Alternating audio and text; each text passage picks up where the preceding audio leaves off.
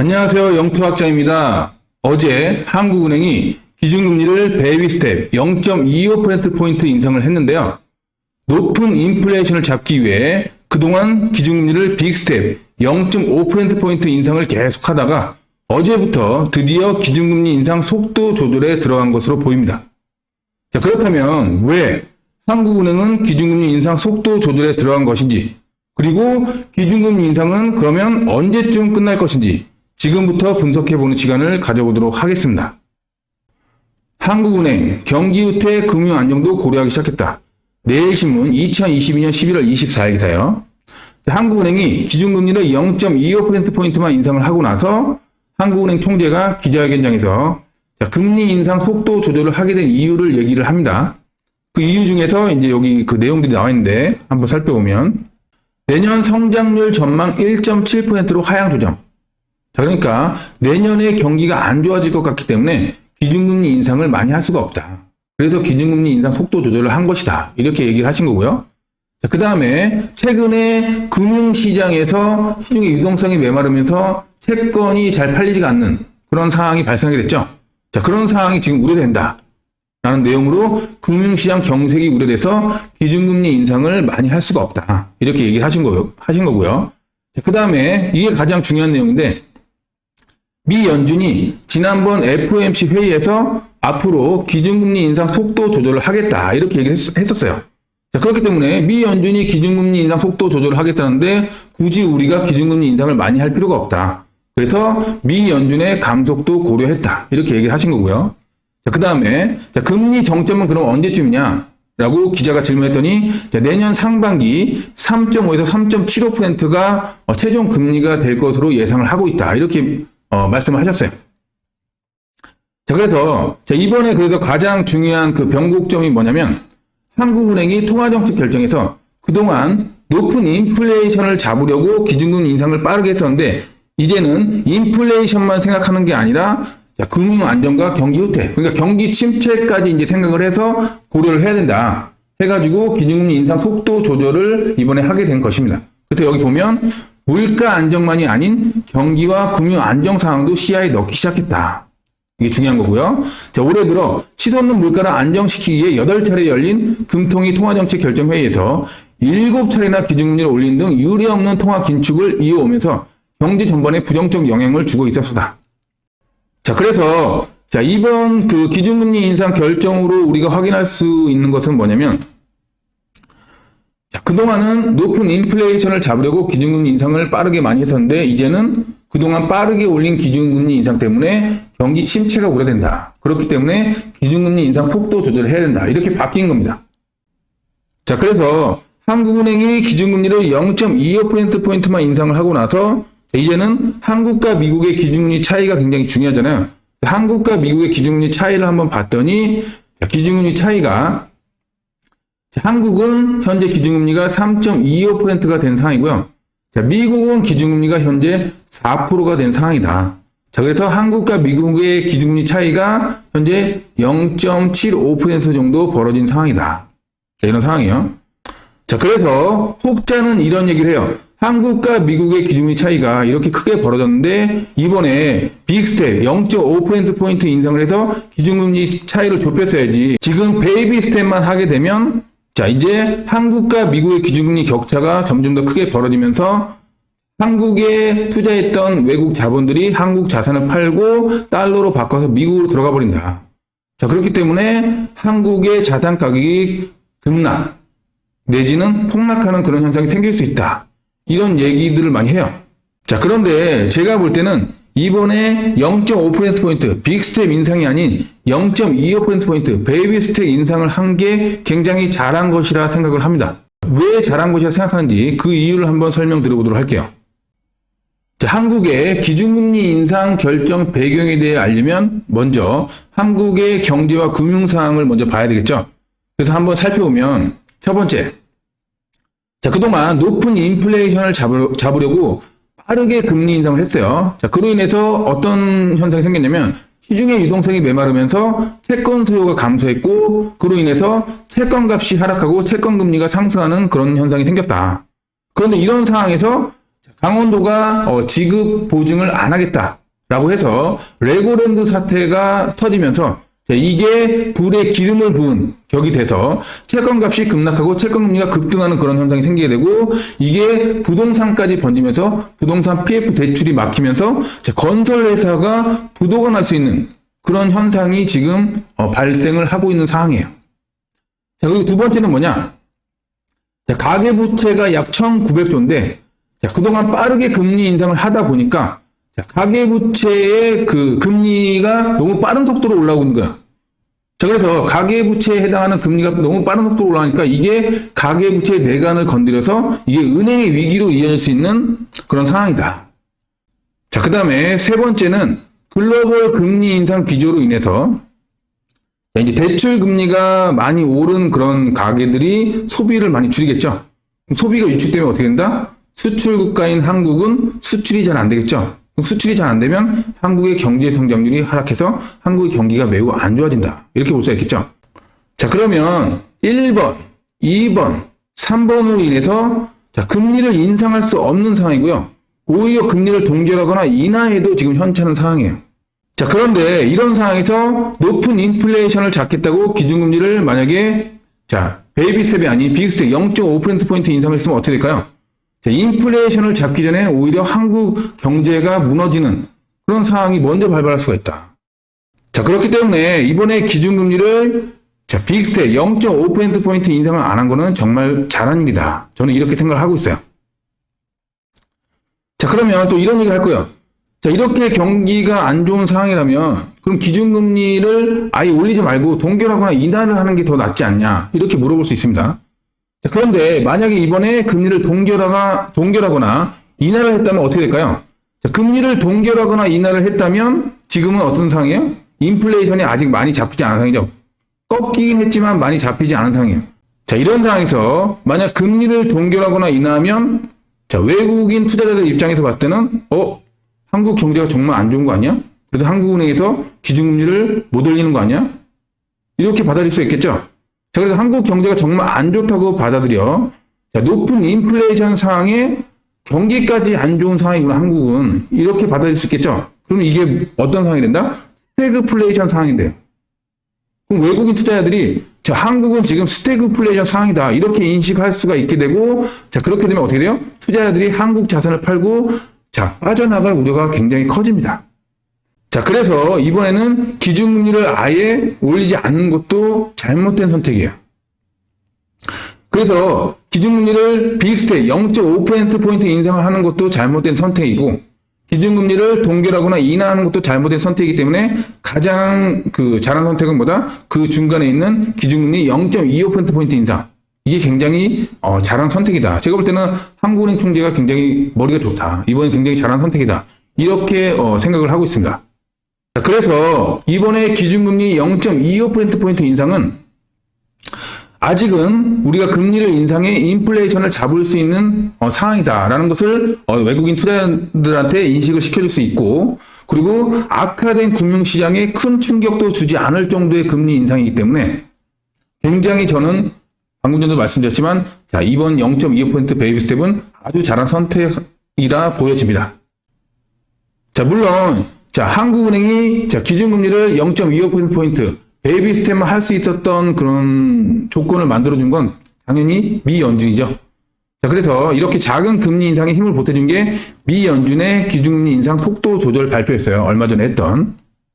자, 그래서 한국은행이 기준금리 0.25%포인트 인상을 결정하기 바로 직전에 이런 기사가 뜹니다.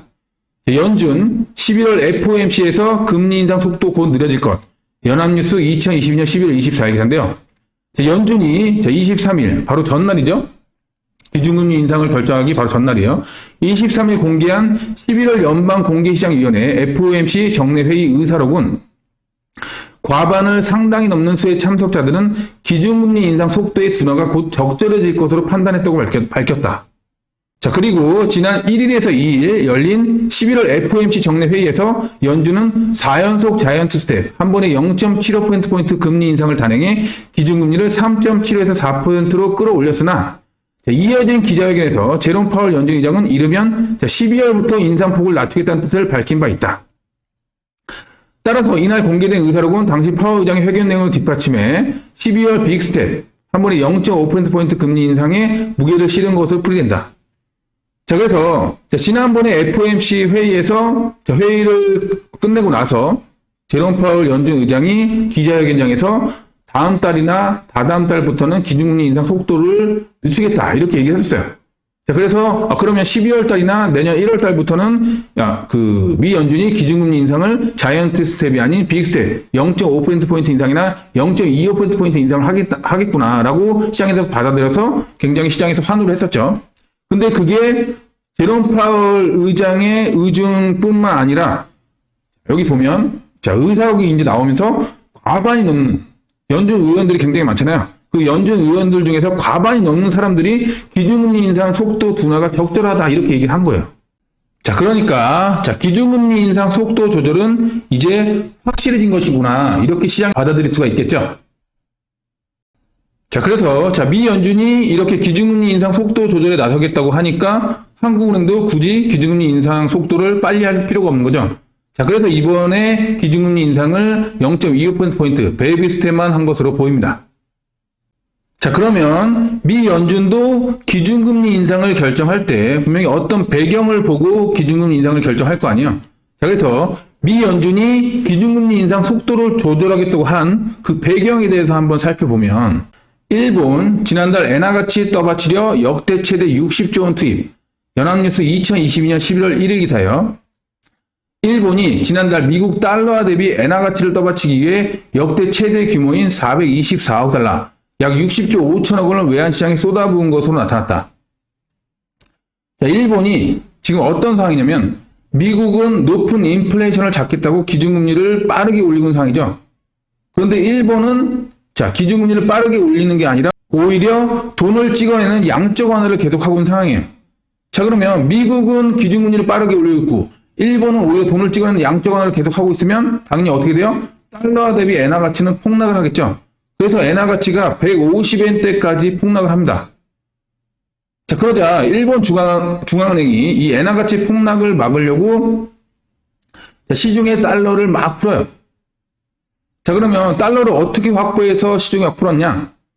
자, 일본 중앙은행이 미국 국채를 전 세계 국가 중에서 가장 많이 보유하고 있어요. 자, 그래서 보유한 미국 국채를 매도하고 매도해서 받은 달러를 시중에 풀어서 엔화 가치를 떠받친 거죠. 자, 그런데 문제는 뭐냐면 이러한 과정 속에서 미국 국채가 시장에 너무 많이 나오게 되는 거예요. 그런데 지금 미국은 높은 인플레이션을 잡겠다고 기준금리를 빠르게 올리는 상황이죠. 자, 기준금리가 빠르게 올라가면 어떻게 돼요? 채권금리도 빠르게 올라가면서 채권 가격이 급락하게 됩니다. 자, 그러면 급락하는 채권 가격을 누가 사주려고 하지 않겠죠? 자, 그래서 미국이 기준금리를 빠르게 올리면서 미국 국채 가격이 급락하자 어떻게 해요? 미국 국채를 살려는 수요가 확 줄어든 상황이에요. 자, 그런데 미국 국채가 살려는 수요가 확 줄어든 상황인데 일본이 미국 국채를 막 시장에 매도해서 달러를 확보하려고 하는 거예요. 그러면 미국 국채는 시장에 공급이 많은데 그 공급에 비해서 수요는 확 줄어든 상황이죠. 그러니까 어떻게 돼요? 미국 국채 가격이 더 폭락하고 미국 국채 금리는 더 폭등하는 그런 현상이 생기게 되죠. 그럼 어떻게 된다? 미 연준이 기준금리를 들었다 내렸다 하면서 미국 국채 금리를 컨트롤하고 있는데 컨트롤이 이제 안 되겠죠. 자, 이렇게 시장 금리가 미 연준의 컨트롤 안에 들어있지 않으면 미국도 금융시장이 어떤 위기가 발발할지 모르는 상태가 돼버리는 거예요. 자, 그래서 다음 기사를 보면요. 옐런 장관, 미국서 금융 안정 위험 나타날 환경, 면밀 모니터링, 헤럴드 경제 2022년 10월 25일 기사예요. 자, 기사 내용을 한번 읽어보면 제닛 옐런 미국 재무장관은 24일 세계 경제와 시장의 스트레스가 미국 금융 시스템을 혼란에 빠뜨릴 가능성이 있다고 경고했다. 에너지 가격 급등, 금융시장의 변동성 증가 등을 포함해 세계가 위험하고 불안정한 환경에 직면해 있다면서다. 자, 영국 국채에 대한 최근 매도세로 이전 영상에서 영국의 금융위기가 발생할 가능성이 있다. 이런 영상을 제가 올려드린 적 있죠. 근데 영국도 파운드와 가치가 급락을 하자 어떻게 했겠어요? 영국도 미국 국채를 많이 보유한 나라 중에 하나란 말이에요. 자, 그러면 영국도 미국 국채를 매도하고 그걸로 받은 달러를 시장에 풀면서 파운드와 같이 폭락을 막으려고 했었겠죠. 실제로 그렇게 했고요. 자, 그래서 영국 국채에 대한 최근 매도세로 영란은행이 긴급하게 시장에 개입하고 엔화가치 급락 탓에 일본 정부가 나선 등 국제 금융시장이 출렁이는 상황을 감안한 발언이다. 자, 이걸 쉽게 얘기하면 무슨 말이다? 영국이나 일본이나 미국 국채를 많이 보유하는 나라들이 자국의 화폐 가치가 폭락하자 미국 국채를 시장에 막 팔게 된 거예요.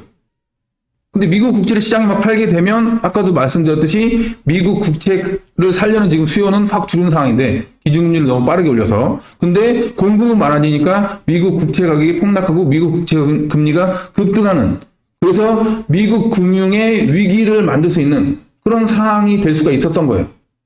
자, 그러니까 어떻게 돼요? 미 연준이 기준금리 인상을 빠르게 할 수 없는 그런 상황이 돼버린 거예요. 그래서 미 연준이 기준금리 인상 속도 조절을 하겠다고 발표를 하게 된 겁니다. 그리고 그것에 맞게 한국은행도 그럼 미 연준이 기준금리 인상 속도 조절을 하면 우리도 굳이 많이 올릴 필요가 없겠구나. 그래서 한국은행도 이번에 기준금리를 베이비 스텝만 0.25%포인트 인상 그것만 하게 된 겁니다. 그래서 여기 계속 읽어보면 자, 미국에서 금융 안정에 대한 위험이 나타날 수 있는 환경이다. 제가 방금 말씀드렸죠? 자, 그는 잠재적 리스크 완화를 위해 더 많은 일을 할 수 있는데 금융 시스템의 기반인 국채 시장부터 시작한다. 방금 말씀드렸죠? 자, 재무부가 국채 시장 기능을 개선하기 위한 조치를 주의 있게 살펴보고 있다면서 중개하는 딜러의 능력이 시장 규모에 맞춰 성장하지 못했다고 지적했다. 자, 되게 어렵게 써있는데요. 제가 방금 설명드린 그 부분입니다. 그렇게 이해를 하시면 돼요. 자, 그래서 제가 지금 말씀드린 걸 실제 데이터로 한번 확인해 보면 자, 지금 보고 계신 그래프는 미 국채판 공포지수 추이예요.